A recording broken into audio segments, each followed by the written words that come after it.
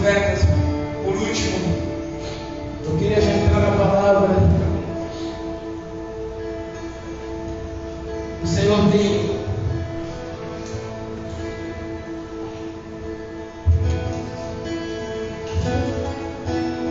sido muito bom.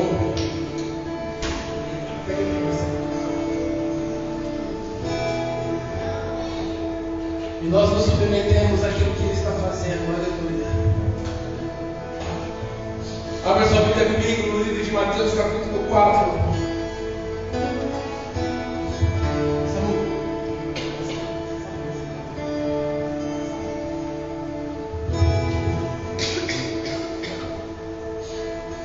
Mateus capítulo 4, do 12.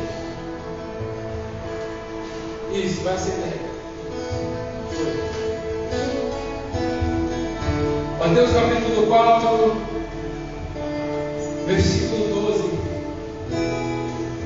Do 12 ao 17. Diz assim: Jesus, porém, ouvindo que João estava preso, voltou para a Galiléia, e deixando Nazaré, foi habitar em Cafarnaum, cidade marítima, nos confins de Zebulon e Naftali, para que se cumprisse o que foi dito pelo profeta Isaías, que diz: a terra de Zebulon e a terra de Naftali, junto ao caminho do mar, além do Jordão, a Galiléia das nações.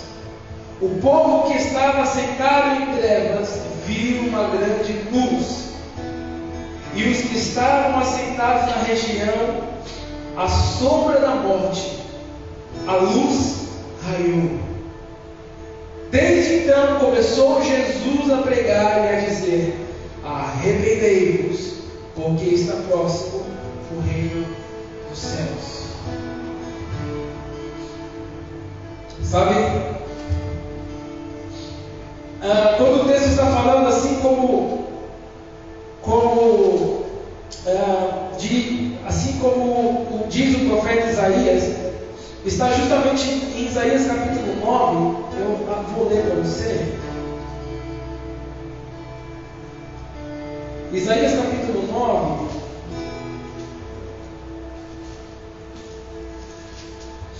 Do 1, versículo 1 e 2, está se cumprindo exatamente o que fala lá em Mateus capítulo 4,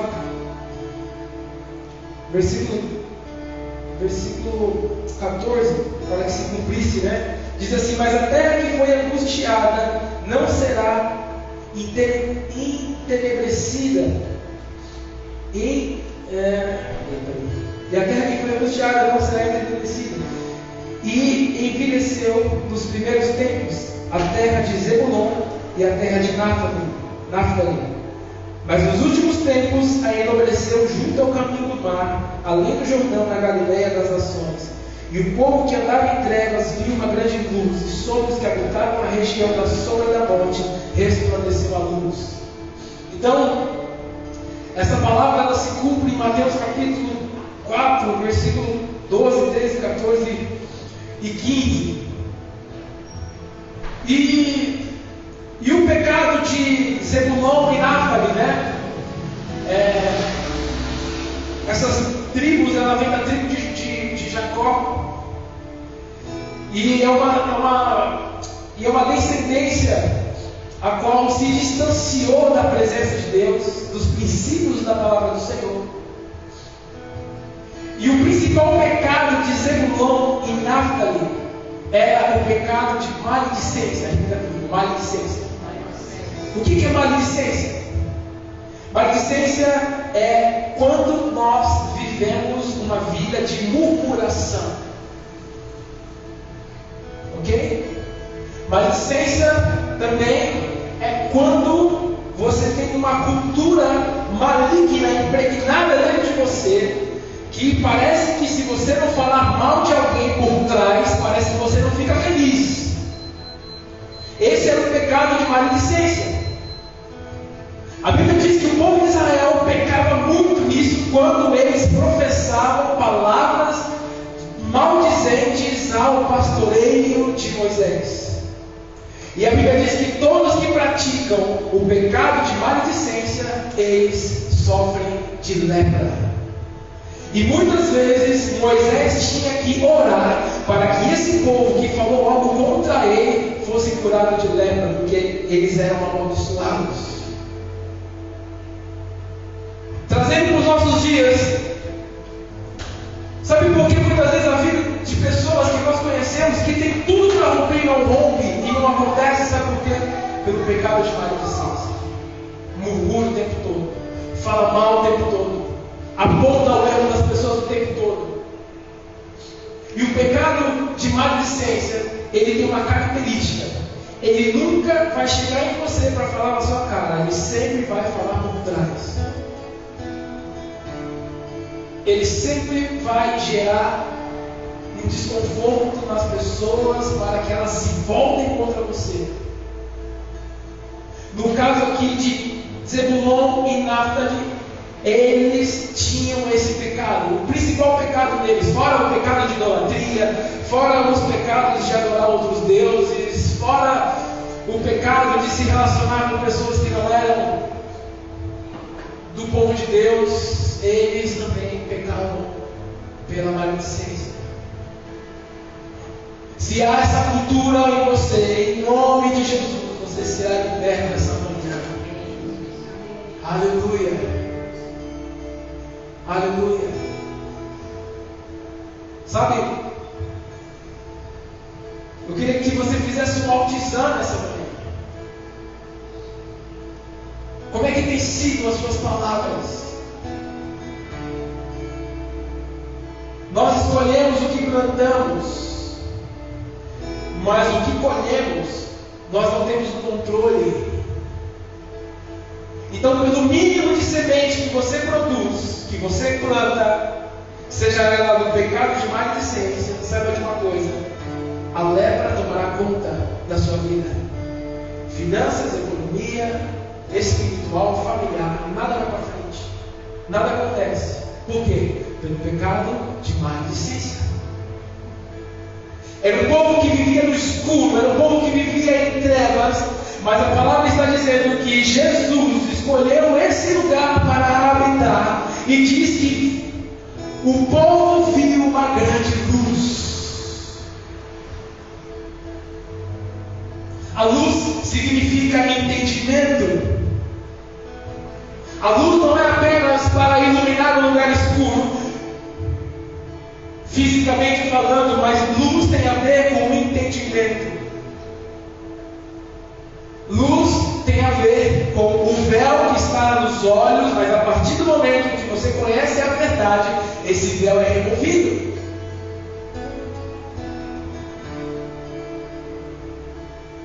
Aleluia.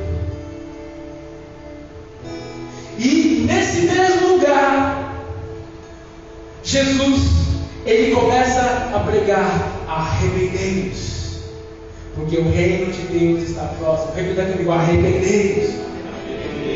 Aleluia. E essa manhã eu queria conversar com você a respeito do reino dos céus, como funciona, a funcionalidade do reino. Nós estamos, segundo o calendário judaico, nós estamos em tabernáculos, e tabernáculos significa alinhamento de coisas que estão desalinhadas. Tabernáculo significa trazer ordem aonde está bagunçado. E não existe ordem maior na vida de um ser humano quando ele se arrepende. E essa foi uma única mensagem. Em primeiro lugar, o reino de Deus, ele não é um monopólio.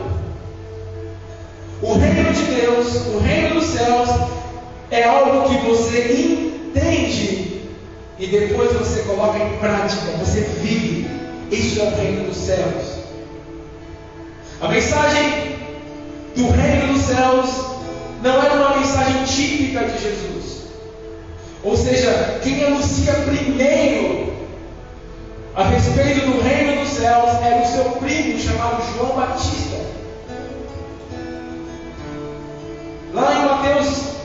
3, do 1 ao 3, vamos lá. Se você não trouxe sua Bíblia, a gente acompanha aqui, ó. E naqueles dias apareceu João Batista pregando no deserto da Judéia e dizendo: arrependei-vos, porque está próximo o reino dos céus. Porque este é anunciado pelo profeta Isaías, que disse: a voz do que clama no deserto, preparai o caminho do Senhor, as suas veredas. Jesus, ele poderia vir com uma outra mensagem, porque ele é o Criador de todas as coisas. Ele é a razão de tudo. Jesus poderia ter pregado uma mensagem diferente, talvez por um orgulho em ser único com a sua mensagem. Eu costumo dizer, pastor Renato, que os grandes pregadores, eles têm uma só mensagem. Se você for puxar os grandes pregadores do século passado, do século presente, nós temos aí Billy Graham, que já está com Cristo. A mensagem de Billy Graham foi uma, a vida inteira. E a única mensagem que Billy Graham pregava é: Jesus salva, cura, liberta e batiza com o Espírito Santo. Essa era a única mensagem desse homem. A única mensagem de... Existia um homem chamado Paul Yu-Shu. Acho que é essa a pronúncia. Era um homem que era um coreano, que a sua igreja tinha mais de 1 milhão de pessoas. E a única mensagem que esse homem pregava é: a oração do justo pode mudar seus efeitos. Existe um livro chamado A Quarta Dimensão, que ele escreveu sobre oração. Esse homem, enquanto ele viveu na terra, ele pregou uma única mensagem. Ele pregou sobre a oração eficaz.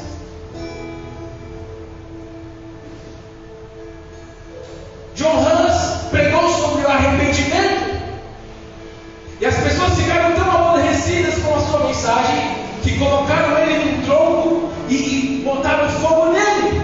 É um mártir. Charles Finney, John Wesley, os morávios que pregavam também o perdão. A história do avivamento morávios era uma aldeia onde tinha vários tipos de cristãos, e eles se reuniam para debater as suas teologias, e muitas vezes o culto deles, como esse, terminava em cadeiradas um no outro, porque nenhum concordava com a teologia do outro. Então a maioria do culto desses homens acabava em briga. Mas quando esses homens deixaram a sua teologia de lado e entenderam que a comunhão, que a oração era o que sustentava eles, diz que houve um grande avivamento naquela aldeia. Homens que pregaram um tipo de mensagem. Sabe, Deus colocou uma mensagem em você. A Bíblia diz que nós somos uma carta viva, lida por todos os homens, talvez odiada por uns, amada por outros. Sabe? Mas o que nós precisamos entender é que a mensagem que Deus colocou sobre você precisa ser propagada. As pessoas precisam ouvir você. E se você que já me acompanha já há alguns anos, você vai ver que existe uma variedade grande de mensagens, mas todas as mensagens têm uma única mensagem, que é: a presença de Deus é a coisa mais importante na vida de um homem. Eu acho que eu vou pregar isso a vida toda. Essa é a minha mensagem. Você tem a sua. Talvez você tenha diversidade de pregações, mas você tem uma mensagem que grita mais alto, talvez amada por uns e odiada por outros. Os grandes homens de Deus apenas tiveram uma mensagem. E Jesus tinha uma única mensagem, que é: arrependa-se, porque o reino de Deus está próximo. Aleluia. Porém, Jesus assume a mensagem de João Batista e começa a pregar a mesma coisa, dizendo: arrependei-vos. E a palavra para arrependimento vem da palavra metanoia, que significa mudar a sua forma de agir e a sua forma de pensar. Arrependimento também, lá em 2 Coríntios capítulo 7, 14, fala de um caminho, que é o caminho de techuvá. Repita comigo: techuvá. Que é você fazer a volta, você voltar para a origem, voltar para a essência, voltar para o início. Então, vocês viverão o reino dos céus se vocês entenderem. E nós podemos trazer isso para os nossos dias. Talvez Deus colocou algo para você fazer, mas você vê tantas pessoas fazendo a mesma coisa. Jesus, ele teve humildade suficiente para pregar algo que alguém antes dele pregou, mesmo sendo Deus. Aleluia. Lá em Daniel capítulo 4, vamos lá. Daniel capítulo 4 fala de um rei chamado Nabucodonosor. E esse rei, ele viu vários sinais, ele viu várias coisas que Deus fez por intermédio de Daniel. E diz que esse rei, ele tem um sonho. E Deus, o espírito de profecia vem sobre a vida de Daniel, e ele começa a decifrar e discernir o sonho que Nabucodonosor teve. Nabucodonosor, ele fez uma imagem dele, e ele se auto-intitulou Deus daquela nação. E diz que se ninguém se dobrasse diante da sua estátua, morria. De tamanha era a altivez do coração desse homem. E ele tem um sonho que não consegue decifrar, e isso o incomodou, porque ele se sentia autossuficiente. E diz que Daniel, ele tem a revelação do sonho, e ele começa a declarar que o sonho que Nabucodonosor teve duraria aquilo que Nabucodonosor ele sonhou aconteceria por 7 anos. O que iria acontecer? Um desequilíbrio da sua mente. Um espírito de loucura ia tomar a mente de Nabucodonosor. E ele ia ficar fora de si. E a Bíblia diz que as unhas de Nabucodonosor começaram a crescer. E diz que ele se portava como um animal. E ele vivia nos campos. Imagine a humilhação desse homem. Um homem que era altivo, um homem que era soberbo o suficiente para fazer uma estátua e obrigar todos os moradores da nação a se dobrar diante dele. Agora esse homem estava morando, vivendo como um animal no pasto, nos campos, nas campinas, nas montanhas. Ele se comportava como um bicho, a Bíblia diz, como uma besta fera. E tudo o que faz ele ser a imagem e semelhança de Deus é deturpada. E ele vai perder por 7 anos a sua identidade. E todo o controle da sua mente será apagado. E Nabucodonosor vai se tornar um animal aonde irá viver nas florestas, suas unhas iriam crescer. E Daniel fala: você irá virar uma besta fera. A altivez de Nabucodonosor estava aborrecendo o coração de Deus. E a idolatria de Nabucodonosor também estava aborrecendo a Deus. Nabucodonosor, ele era um narcisismo em pessoa. Ele pensava em si mesmo. Ele era o seu próprio Deus. Aquelas pessoas que acham... É o tipo de pessoas que acham que o mundo gira a respeito delas. É tudo por mim, para mim, são todas as coisas. E a Bíblia diz que essas pessoas aborrecem a Deus e as suas orações não são ouvidas e elas são rejeitadas por Deus. Pessoas que são altivas, soberbas, egocêntricas, pensam apenas em si mesmo e nos seus benefícios. São pessoas que Deus rejeita. Deus não tem prazer nessas pessoas. Ele arma situações para que essas pessoas venham viver a humilhação que merecem. E Nabucodonosor, ele mereceu essa humilhação. Nabucodonosor, ele dominou o mundo, inclusive o povo de Deus. E por 7 anos o povo de Deus sofreu debaixo do seu domínio e do seu reinado, sendo obrigados por violência a adorá-lo, que se auto-intitulou um Deus.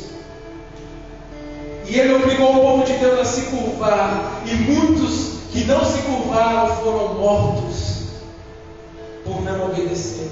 E então por 7 anos Deus permite Nabucodonosor viver essa estranha experiência de se tornar um animal irracional. Mas depois desses 7 anos,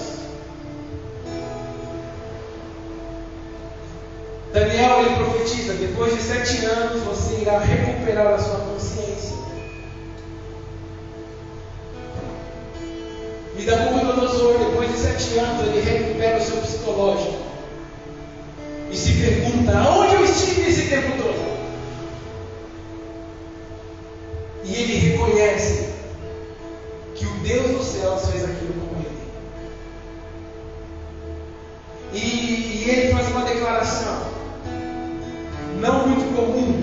Você não vai ver tanta declaração assim nas Escrituras. Essa frase não aparece muito no Antigo Testamento. Mas ele diz que o reino de Deus e que o Deus de Daniel é um reino que irá durar para todo sempre. E ele reconhece a sua altivez, ele reconhece o seu pecado. Um homem que havia perdido a sua humanidade. No texto original você vai ver ele falando a palavra Elá. Repita comigo: Elá. A palavra Elá, ela significa um ponto não específico no tempo. Ou seja, a palavra Elá, ela não traz o entendimento de passado, presente e futuro, mas ela fala de eternidade. E a eternidade não está atrelada a passado, presente e futuro. Eternidade é a eternidade. E ele fala que essa eternidade é onde subsiste o reino de Deus. Ele diz: o seu reino será sempre eterno e ele nunca mais terá fim. Então, quando Nabucodonosor ele recupera a sua humanidade, ele olha para o Deus dos céus e a ele é revelado a condição do reino de Deus. Ele entende o que é o reino de Deus. Ele entende o que é o reino dos céus, que não tem a ver com ele em si, não tem a ver com o seu reinado, mas tem a ver com uma forma de pensar. E o que é o reino dos céus? O reino dos céus é uma palavra. O reino dos céus é uma pessoa. É uma mensagem carregada de sabedoria. Provérbios capítulo 8, versículo 22.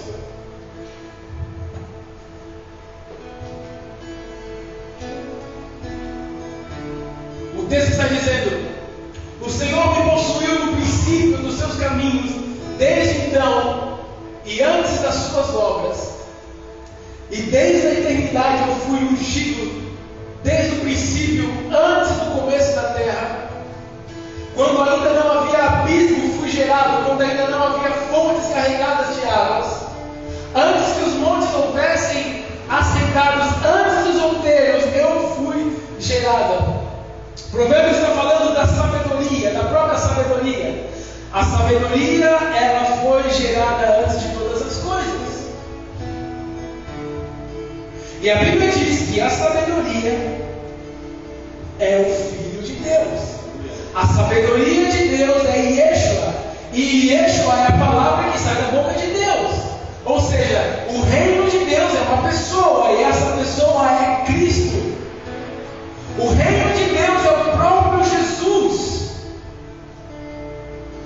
Em João capítulo 1, versículo 1 diz que Ele é a palavra, Ele é o verbo. E quando você estuda o português, Gabi, me corrija se eu estiver errado, o verbo é aquilo que se faz movimento o tempo todo, ou seja, o verbo é aquele que sempre esteve trabalhando em movimento na criação e em todas as coisas.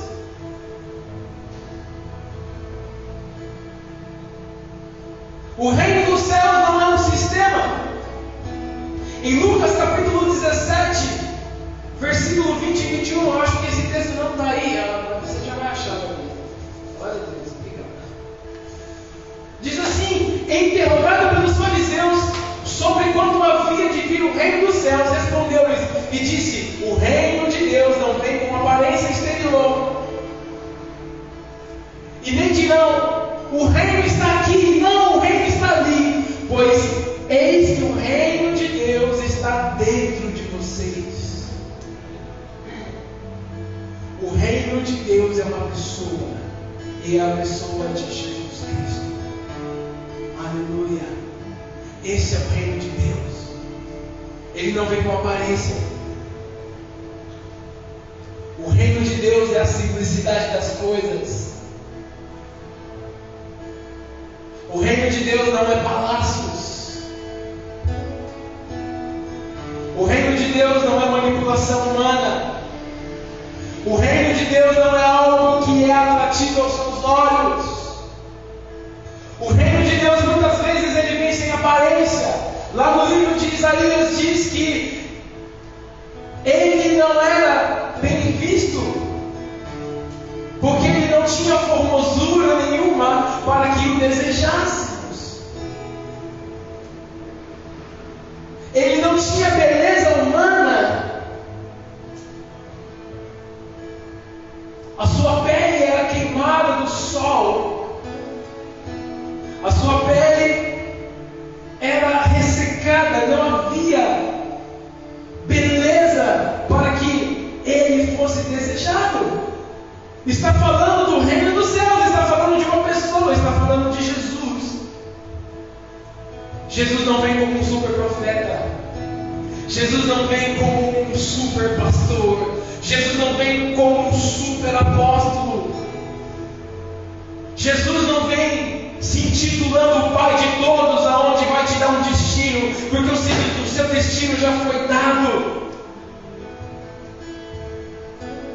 Em Salmo 139:16, o seu destino já foi dado. Você não precisa de um guru espiritual que venha dizer o que você precisa fazer, porque tudo que você precisa fazer já está escrito nas Escrituras. Porque diz em Salmo 139:16 que quando você era uma substância no ventre da sua mãe, Ele te conhecia pelo seu nome, Ele abriu o seu livro e escreveu lá todos os seus dias. Você já tem um destino. Você não precisa de um super apóstolo que coloque as mãos na sua cabeça e diga o que você precisa fazer. Você apenas precisa se alinhar e entrar dentro da agenda daquilo que Ele já escreveu a seu respeito. Estava falando com Roseli ontem, estávamos aqui limpando a igreja, e eu disse para ela: existe um jeito mais fácil da igreja crescer.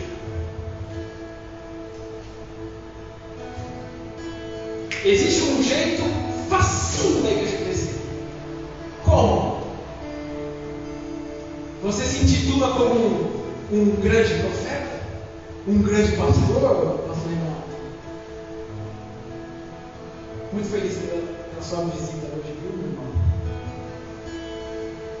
Sabe? É só você fazer uma campanha e dizer: venha, porque o seu destino será revelado hoje no culto, porque o Pai de todos vai estar nesse lugar. Eu acho que se a gente se tornasse esse sistema, eu acho que essa igreja estava abarrotada e nós não duraríamos aqui, acho que 3 meses, porque teríamos que ir para um lugar maior, Samuel. A sua oferta, o seu dízimo ia ser manipulada e você iria entregar, porque o espírito de engano que age nesse sistema é um espírito de engano que parece uma verdade, mas é algo que tem enganado a igreja de Jesus. Mas é um sistema que faz com que os obreiros respeitem o pastor. Porque o ser humano, ele precisa de alguém para idolatrar. O ser humano, ele precisa ver alguém que se coloque maior do que ele, porque a Bíblia diz que o próprio Deus, ele reinava sobre Israel, mas o povo chegou em Samuel e disse: Samuel, nós não queremos mais ser governados por Deus, mas nós queremos um rei a qual nós podemos apalpar. O povo gosta de ser manipulado. As pessoas gostam de ser manipuladas. As pessoas gostam de alguém que fale para elas o que elas precisam fazer. E essa é uma infantilidade espiritual na igreja, porque a igreja está sofrendo de orfandade, porque aquilo que elas deveriam enxergar em Deus como um pai, elas enxergam nos homens. E se você espera esse tipo de pastoreio nesse lugar, meu irmão, você está no lugar errado. Desculpa, mas eu não tenho um destino para você, porque o próprio Deus já te deu o destino. Desculpa, eu não tenho uma bênção para te dar, porque a Bíblia diz que toda sorte de bênçãos já foi dada, conquistada antes de todas as coisas. Já está sobre você. O que você precisa fazer? Apenas se alinhar com o propósito eterno de Deus. Eu não estou aqui para mandar em você, eu não estou aqui para manipular você, eu não estou aqui para falar o que você precisa fazer. Eu estou aqui para te ajudar a entrar dentro da agenda de Deus. É isso o meu papel.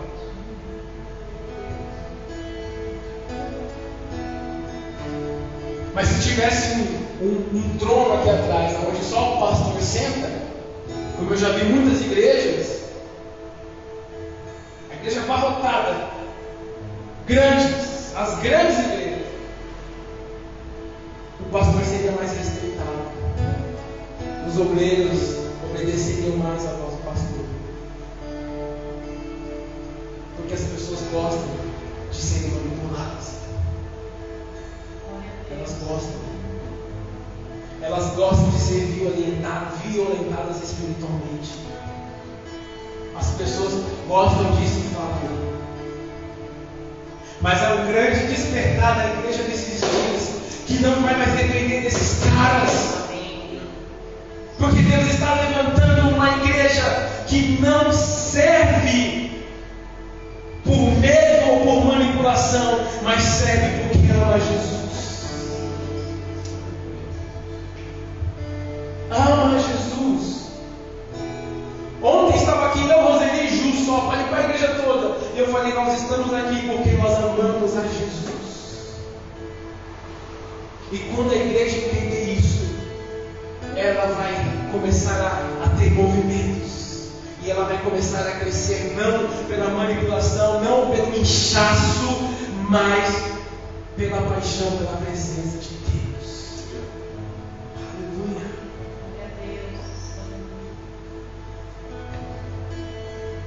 Aleluia. Mas essa é uma forma da igreja crescer mais rápido.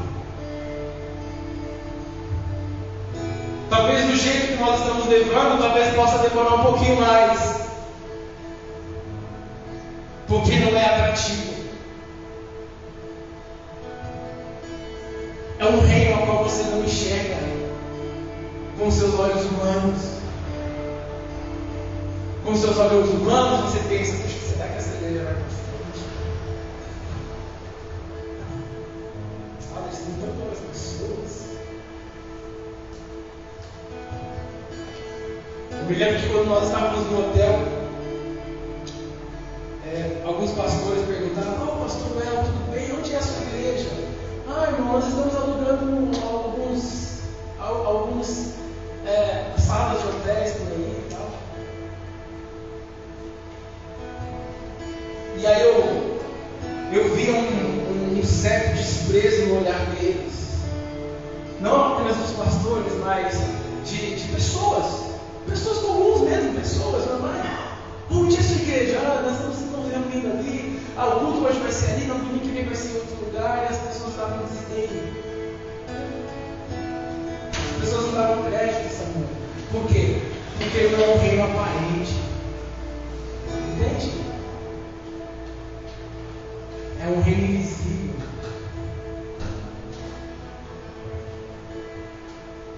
É o olhar da carnalidade. Você nunca vai ver o que Deus está fazendo se você continuar com os seus olhos carnais, olhando as coisas naturais. Mas a partir do momento que os seus olhos são abertos, você começa a ver o que Deus está fazendo. Aleluia. Porque as pessoas esperam um reino visível.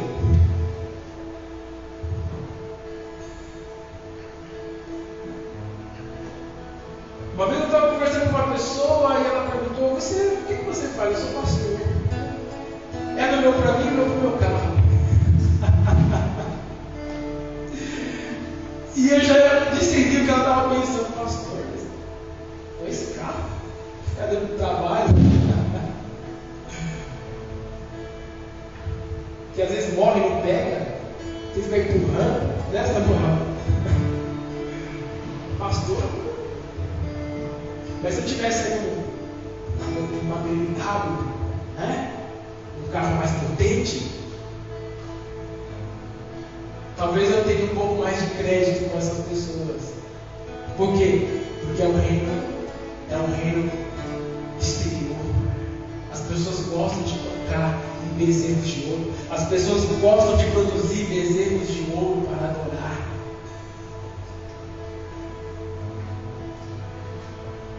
As pessoas precisam disso, mas porque elas estão engodadas no engano de Satanás, é um fogo estranho. Parece que é de Deus, mas não é. É o espírito de engano que se instalou na igreja. E nós estamos vivendo um tempo, pastor Renato, Deus tem falado conosco, que é um tempo da igreja de Jesus se desintoxicar de toda mentira. E é tempo da igreja manter os olhos espirituais abertos para entender o que Deus está fazendo no globo terrestre, nas nações, nas igrejas, nas famílias. Em Romanos capítulo 17, 14, versículo 17, diz assim: que o reino de Deus não é comida e nem bebida, mas é justiça, paz e alegria do Espírito Santo. Esse é o reino de Deus. Aleluia. Em Romanos 3, versículo 22, Jesus, ele é a justiça de Deus. Em Isaías 9, versículo 6, Jesus é o príncipe da paz. Em Mateus 3, versículo 17, Jesus é a alegria de Deus. Jesus é o rei do reino, e todo reino se parece com o seu rei.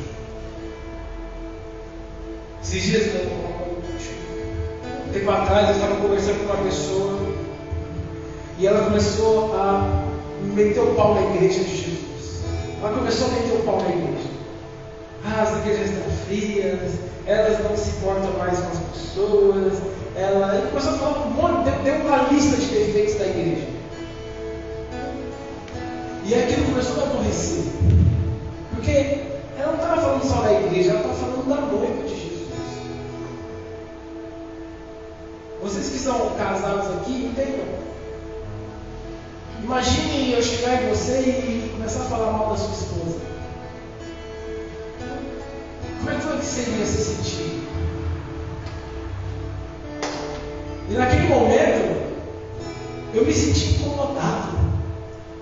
E aí o Senhor me deu uma resposta que fez com que aquela conversa parasse. E eu disse assim: toda a igreja se parece com o seu pastor. Se o seu pastor é frio, a sua igreja vai ser fria. Se o seu pastor é narcisista, a sua igreja vai ser narcisista. Se a sua igreja é quente, se a sua igreja é apaixonada por Jesus, se o seu pastor é apaixonado por Jesus, a sua igreja também vai ser apaixonada por Jesus. Então, o problema não está na igreja, é quem está conduzindo a igreja. Eu me senti um defensor da noiva naquele momento. Sabe? Toda a igreja se parece com o seu pastor. Todo reino se parece com o seu rei. E se o nosso rei é Cristo, então nós nos submetemos ao seu senhorio. Nós nos submetemos àquilo que Ele diz, àquilo que Ele fala. Ele é o nosso Senhor. Sabe? E a outra coisa, eu já estou encerrando. Tudo que o reino toca, multiplica. Repita comigo. Tudo que o reino toca, multiplica. Então todo aquele que entende esse fundamento e tem a revelação da pessoa de Jesus Cristo, tem a sua vida emocional, física, econômica, financeira, tudo. Quando o reino de Deus toca, multiplica.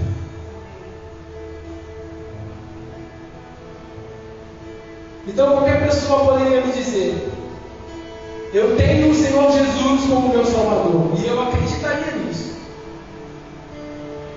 Mas o reino de Deus é muito mais do que você ter Jesus como seu Salvador. O reino de Deus é ter Cristo como seu Senhor. É diferente. Porque quando você tem um Jesus como seu Salvador, Ele apenas é um Deus que apenas resolve os seus problemas, meu irmão. Só isso. Você não tem uma vida com Deus. Quando o calo aperta, quando a doença vem, quando o desemprego vem, quando as necessidades vêm, para onde você vai correr? Para o meu Salvador. Mas quando essas necessidades são supridas, eu saio diante dele e continuo vivendo a minha vida como bem entender, porque a vida é minha. Mas quando você tem Jesus como seu Senhor, você é escolhido por Ele. E eu costumo dizer que aqueles que são escolhidos por Deus não têm mais escolha. Se você for escolhido por Deus, você não tem mais escolhas. Querido, você não tem mais escolhas. Você tem um Senhor. Você tem um Salvador, mas você tem agora um Senhor a quem você submete a sua vida, a sua economia, a sua família, aonde você se submete a Ele. Você não faz mais aquilo que te está na telha fazer. Não, agora você tem um Senhor. Você tem um dono. Aleluia. Mas o reino de Deus é mais do que você ter Jesus como Salvador. O reino de Deus é estar debaixo da governabilidade de Jesus. Ter Jesus como Salvador pode te levar a um grau de religiosidade e de deixar você apenas acomodado ou apenas um frequentador de culto. É aquelas pessoas que falam assim: eu já fui na igreja essa semana, não tem mais necessidade de eu ir, o treino está pago. Como se você pagasse uma mensalidade. As pessoas veem o dízimo e a oferta como uma mensalidade de academia.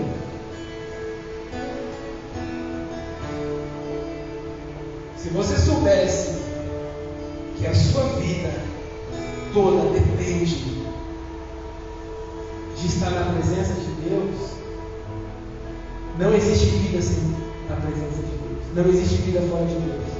A vida fora de Deus é como se você pegasse, é como se você tivesse um destino, mas pegasse o avião errado, usufruísse da paisagem, ok?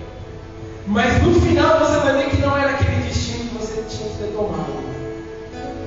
A vida sem Deus é assim. Você vai curtir a peça.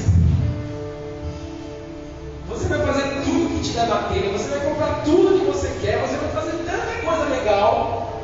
Mas no final você vai ver que você viveu uma vida sem propósito. Uma vida vazia. E no final de todos aqueles que vivem uma vida fora de Deus, é a solidão, é a tristeza. Não é solidão de pessoas, é a solidão de si mesmo, porque você está tão perdido que você não consegue se encontrar mais. Acabou, perdeu. Isso pode levar anos, mas esse dia vai chegar. A conta vai bater na sua porta, irmão. A eternidade existe e um dia nós estaremos lá diante de Deus. Ele vai falar: cadê as suas obras? Cadê os seus propósitos? Cadê a missão que eu coloquei para você fazer? Cadê? Mãos vazias, vida vazia. Apartai-vos de mim para o fogo eterno, porque eu não vos conheço. Mas Jesus, eu orava, eu chorava no culto, eu caía na unção, eu falava em línguas, eu profetizava. Não vos conheço. Mas eu expulsava demônios, mas eu fazia tantas coisas, eu cuidava dos pobres, eu ia na reunião toda semana de segunda, eu estava lá em todas as reuniões de doação de alimentos, festa das crianças, eu estava em todos os eventos da igreja. Não vos conheço. Apartai-vos de mim para o fogo eterno. Isso é uma vida sem propósito. Tabernáculos significa reencontrar o seu propósito. O reino de Deus é o arrepender-vos, é voltar, fazer o caminho de volta. Saia desse avião que você está. Ainda dá tempo de você ir para o seu destino. Mas vai chegar uma hora que não tem mais volta. É isso que eu estou falando. Esse tipo de mensagem, pastor Renato, não é atrativo para as pessoas. As pessoas não querem ouvir isso. Elas querem ouvir: Deus vai prosperar você em tudo que você fizer. Vai nessa! Uau! Está tudo certo. Viva do jeito que você quer, que as coisas vão dar certo. Uau! Essa igreja estava contada. Se a mensagem desse lugar fosse essa. E seria um jeito mais fácil da gente crescer, da gente pagar as contas sem se preocupar todo mês. Puxa, Deus, será que vai entrar os telas esse mês? Será que a gente vai conseguir pagar o aluguel? Não, a gente está nadando em dinheiro aí, tranquilo. Mas se você espera isso desse lugar, entenda, você está no lugar errado. E não precisa voltar do ano que vem. Tem muitas igrejas atrativas por aí. Porque um dia quando o Senhor me chamar para a eternidade, eu vou estar diante de Deus e Ele vai dizer: cadê o sangue do Samuel, o sangue da Rafa, o sangue do Daniel, o sangue da Dona Maria, do Preto? Eu vou ter que dar conta de vocês diante de Deus. E Ele vai ver: você não falou o que deveria ter falado. Você não pregou o que deveria ser pregado. Você não colocou para fora a mensagem que eu coloquei sobre a sua vida. Eu vou ter que dar conta de cada um que eu pastoreio. E dessa culpa, irmãos, eu não vou sofrer. O pastoreio é solitário. O pastoreio é difícil. o pastor não pode abrir o coração das ovelhas, porque tudo que disser será usado contra você no tribunal depois. Não é assim, pastor? O pastor é sozinho. Eles sofrem sozinho. Se aquela mesa falasse. Todas as manhãs eu estou aqui orando, aconselhando pessoas que passam aqui na frente. Muitas vezes não entra ninguém, outras vezes entra algumas pessoas. É uma vida solitária. O pastor não tem amigos. O Roger sabe muito bem o que eu estou falando. A família do pastor é atacada o tempo todo. A igreja fica. Ela fica. Esse dia nós estávamos conversando na casa do Roger. As pessoas ficam vendo um defeito na esposa do pastor, no filho do pastor. Olha como é que esse menino se comporta. Se fosse meu filho, me apanhar até. Sabe? Eu estou falando porque eu sei, irmão. Meu pai é pastor, eu sou filho. O meu desejo de ir na igreja depois, pastor Renato, criança, era acabar o culto para mim correr na rua com as crianças. Aí os irmãozinhos falavam assim: você é filho do pastor, você tem que dar um exemplo. Cara, eu era criança, queria correr, brincar. Deixa quieto, por favor. Cuida da sua vida. Mas como eu não tinha essa esperteza e também eu tinha educação, eu ficava quieto, oprimido. Mas é uma vida, o pastoreio é uma vida de sofrimento.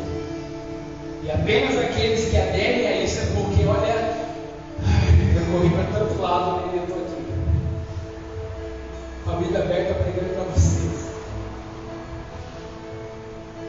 Foi necessário um assaltante falar aquilo que eu era para eu estar aqui hoje. Tentei correr para o pastoreio, pastor Renato.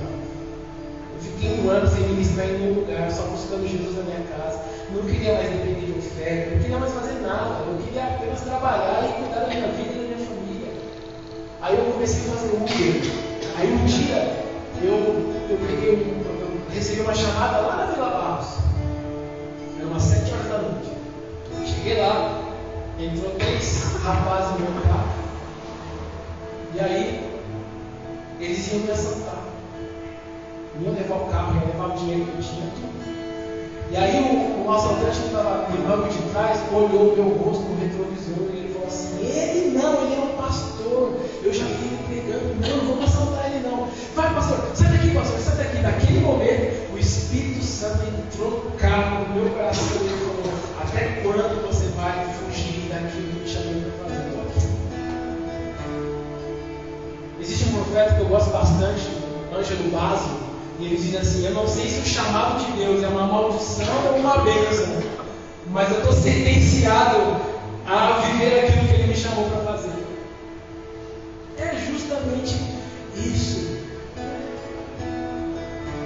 Sabe? Porque as pessoas gostam de ver o reino exterior, um reino aparente, alguém que eles possam venerar, alguém que eles possam adorar. Oh, meu pastor. É tempo da gente crescer. É tempo da gente desenvolver um relacionamento com Jesus. É tempo de você se alinhar com aquilo que Ele escreveu ao seu respeito. Aleluia. Sabe? Então a religiosidade de ter Jesus apenas como Salvador, ela nos deixa acomodados, sabe? Mas o reino de Deus é ter Jesus como governante da sua vida. É o fato de você desenvolver uma vida de andar com Deus. O que eu estou fazendo aqui, irmãos, é te dar um caminho ao qual eu tenho trilhado já há muitos anos, de beber na fonte de Deus.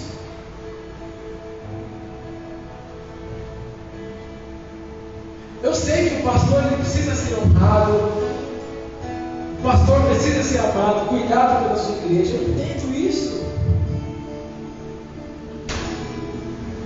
Eu entendo isso, isso é bíblico, é de Deus. Sabe?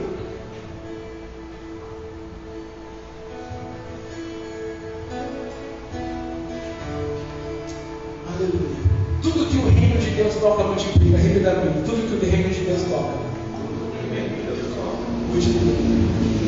Em João capítulo 21, último texto, diz que um dia Jesus chega a um grupo de pescadores, pastor Renato. Jesus chega a um grupo de pescadores. Diz que eles tinham pescado a noite toda e não tinham pegado peixe nenhum. Sabe? Até então, naquele momento, Jesus era apenas um desconhecido para eles. E então, de longe, Jesus, em João capítulo 21, depois vocês leem lá, Jesus estava com fome e gritou para os pescadores do barco, dizendo: ei, filhos, tem peixe para comer aí? E eles disseram: olha, nós pescamos a noite inteira e nós não pescamos nada. Sabe? Então, esse homem desconhecido, até então desconhecido, diz que Jesus vem, chama pescadores para ser pescadores de homens, ok? Lembra disso? Os pescadores largam as suas profissões e começam a andar com Jesus. Jesus vai para a cruz, morre, eles ficam sem saber o que fazer. E o que eles fazem? Vamos fazer aquilo que eles sabem fazer, vamos pescar. E então eles estão pescando. Jesus ressuscita. E aí Jesus vai ao encontro deles. E eles não reconheceram Jesus. E Jesus diz: tem alguma coisa para comer no barco? Eles disseram: não, nós pescamos a noite toda e não tem nada. E aí Jesus sugere com que eles joguem a rede para o lado direito do barco. E alguém começa a lembrar: essa ordem eu já conheço. Essa ordem eu conheço. E diz que os que estavam no barco disseram assim: pela tua palavra lançarei a rede. E diz as escrituras que teve que juntar muitos homens para puxar a rede, porque ela veio cheia de peixes. Aqueles homens poderiam usar a soberba do seu conhecimento e dizer: quem é esse? A gente ficou aqui a noite toda, lançamos a rede a noite toda, não pescamos nenhum peixe, lançamos a rede para frente, para trás, para um lado, para o outro. Agora, quem é esse homem para falar, joga a rede para o lado direito? O que ele entende de pesca? Mas alguém disse: pela tua palavra lançarei a rede. E eles lançaram, e diz que a rede veio cheia de peixes. Sabe? Entenda, já estou encerrando. Não tem a ver com a sua profissão, ok? Não tem a ver com a sua profissão. Tem a ver com quem está governando você. Você pode ser um vendedor de água no farol, mas se você está debaixo da governabilidade de Cristo,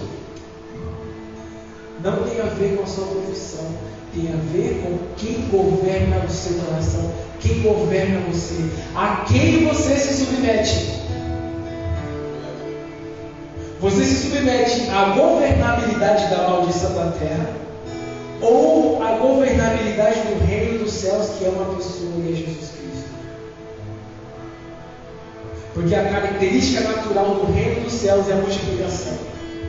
Quando se fala em reino de Deus, se fala em multiplicação.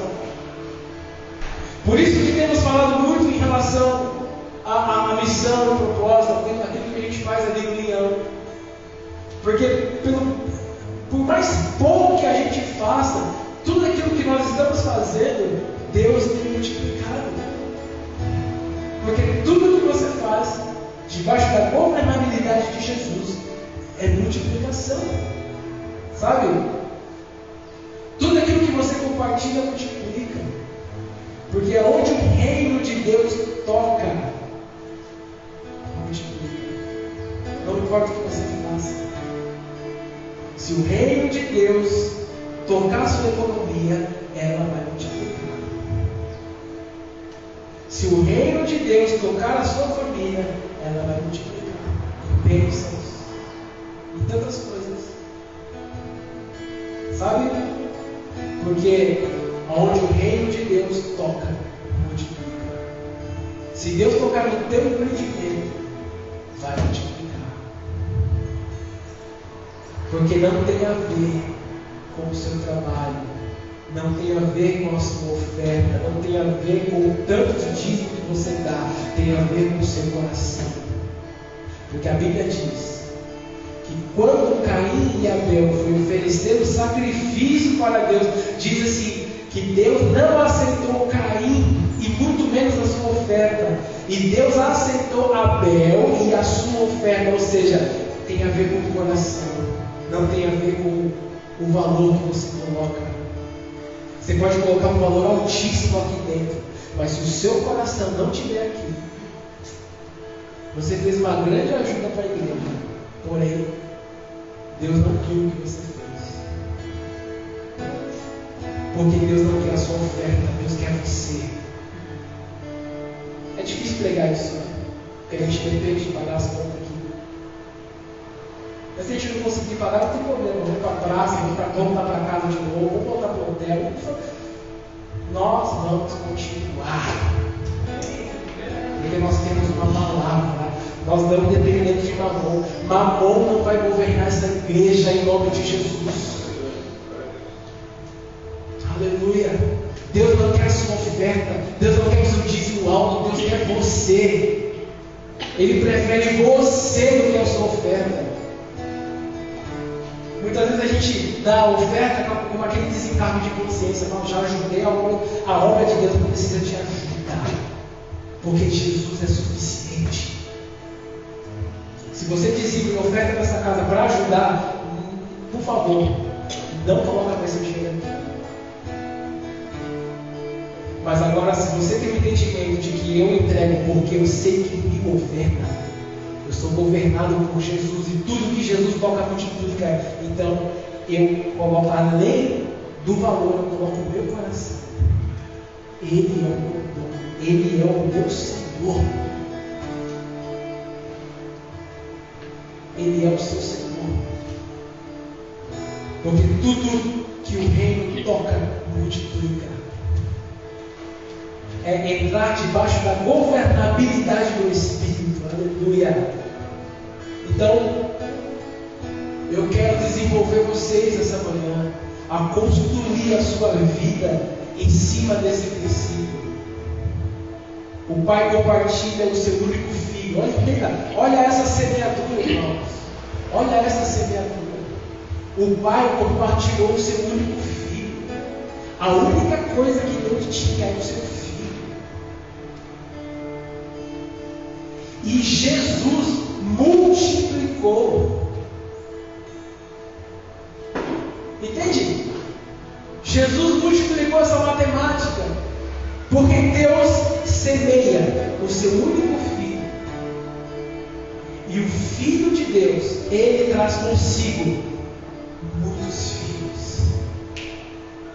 Aquilo que Deus semeou, agora Ele está colhendo na conversão de pessoas, criaturas se tornando filhos de Deus. Entende?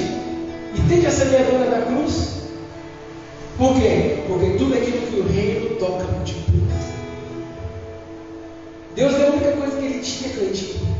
E agora, Deus tem muitos filhos. Por quê? Porque Jesus, sendo Filho de Deus, através do seu sacrifício de cruz, nós deixamos de ser apenas criaturas e agora nos tornamos filhos de Deus. Sabe por quê? Porque o que o reino de Deus toca multiplica.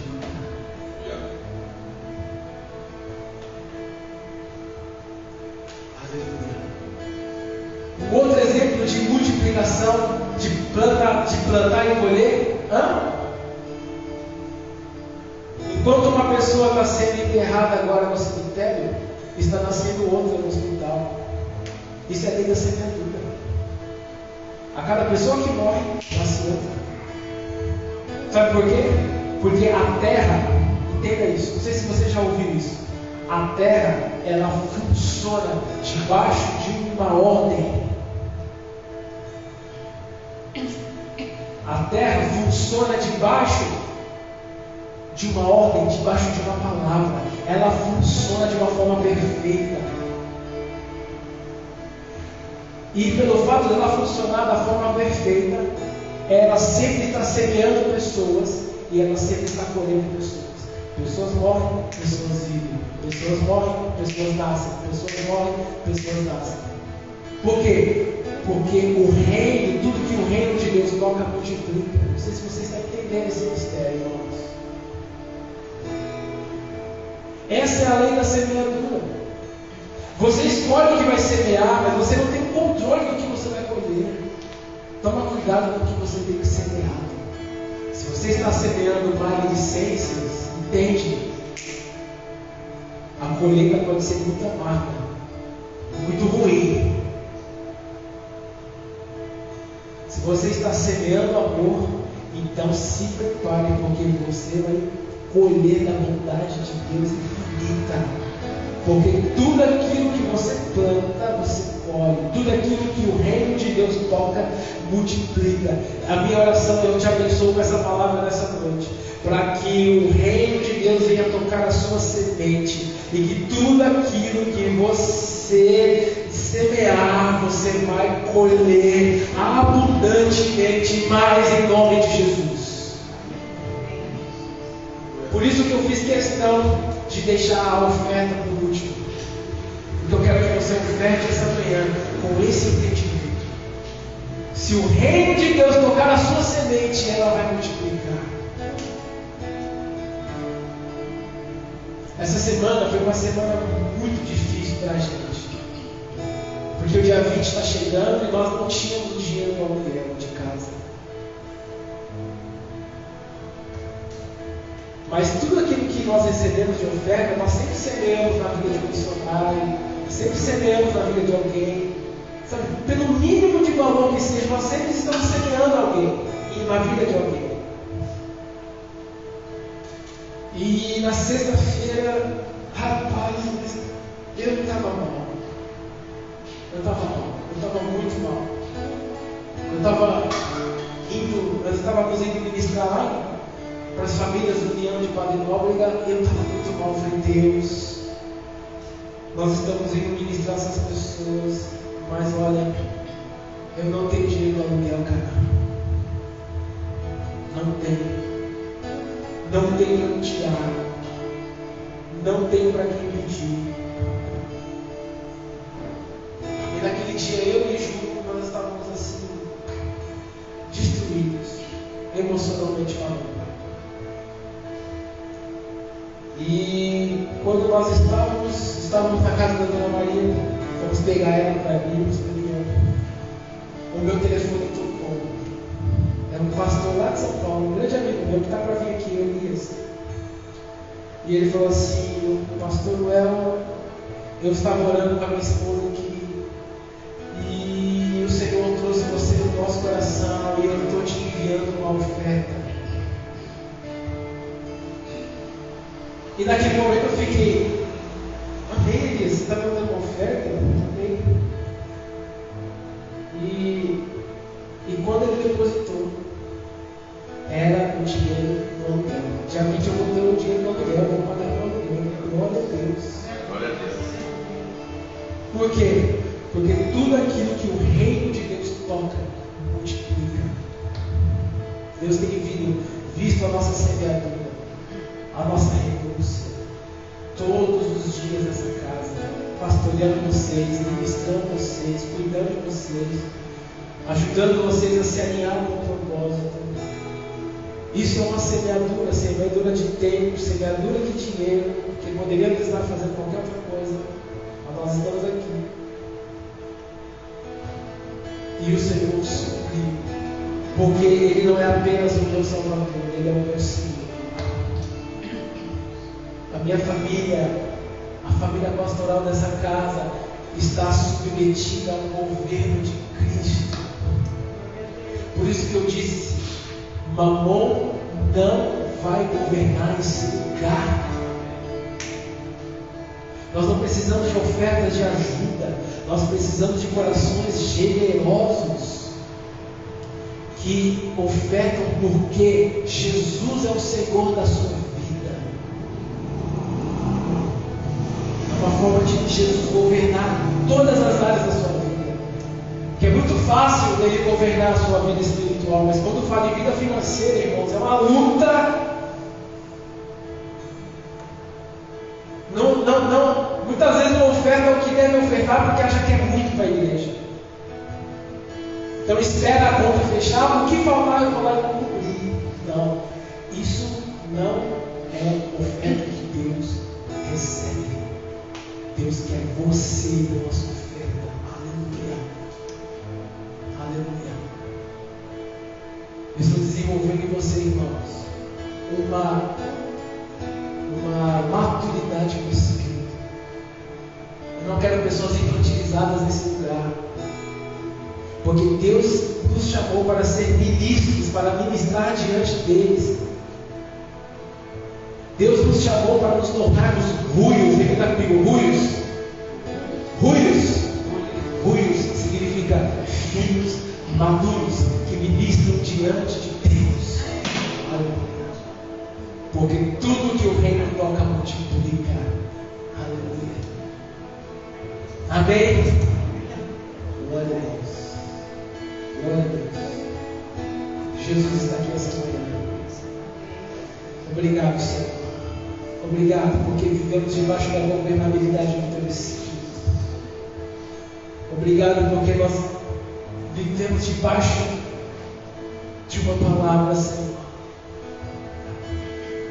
Aleluia. Eu queria aproveitar esse tempo que nós estamos aqui e já encerramos a palavra. E nesse momento eu queria que você trouxesse o seu coração ao Senhor. Aleluia. Você que trouxe a oferta, entregue ao Senhor. Tem um Pix aqui também, tem um QR Code ali. Tem 2 QR Codes ali, irmãos. O outro é uma oferta para nós que vivemos integralmente no ministério. Se você tem no seu coração de ofertar também na minha família, na minha vida, tem um QR Code ali do outro lado, e o outro QR Code é a chave Pix da igreja. Então você pode apontar o seu celular lá e você entregar a sua oferta, o seu dízimo ao Senhor. E que muitos empreendimentos aqui venham surgir desse lugar em nome de Jesus, dessa semente. Que o Senhor venha prosperar você abundantemente, mas te dando sabedoria, te dando criatividade, em nome de Jesus. Aleluia. Hoje está tudo mais como fala? Digital, né? Glória a Deus. Glória a Deus.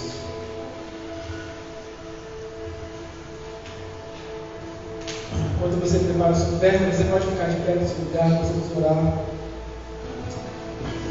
Aleluia. Aleluia. Obrigado pela presença, pastor Renato. Combinar um dia para o senhor pregar junto a nós. Glória a Deus. Aleluia. Amém? Estenda suas mãos para cá. Pai, nós oramos. Obrigado. Eu vou orar aqui, mas simbolizando também os pix que vocês fizeram também. Pai, nós oramos nessa noite, nessa manhã. Obrigado pelos corações depositados aqui, Senhor. Obrigado, porque tudo que o Teu reino toca multiplica. Eu quero profetizar que o Teu reino venha tocar, Senhor, na economia, nas finanças da Tua igreja. Nós profetizamos que esse lugar será próspero para a glória do Senhor Jesus.